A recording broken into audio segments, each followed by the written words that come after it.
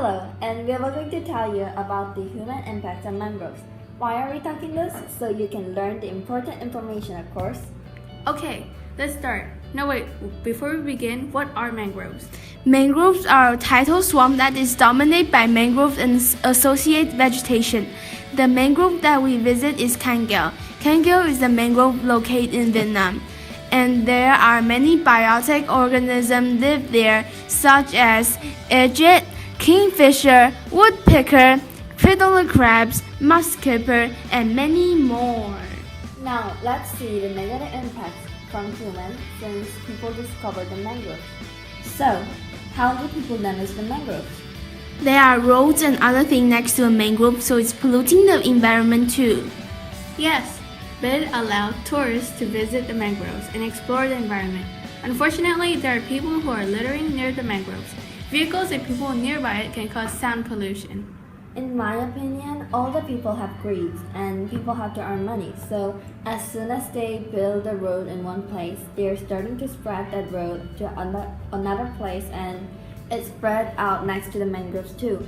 Even people protest building roads next to the mangroves or stop spreading out the roads. People can allow that because they have to earn money and to make people more comfortable.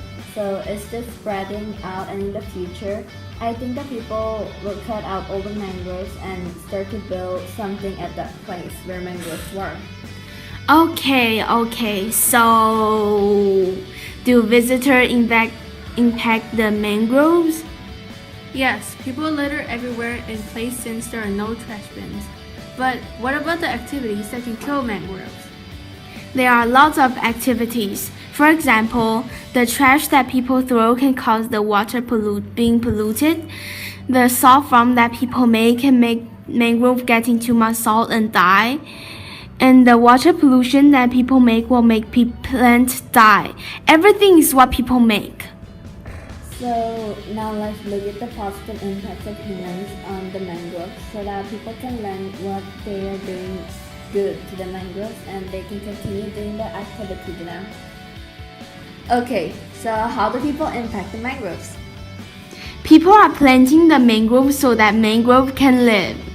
We discovered the mangroves over 2,000 years ago, and during the Vietnam War, the Americans sprayed a chemical called Agent Orange onto the mangroves to prevent the Vietnamese from having shelter and food.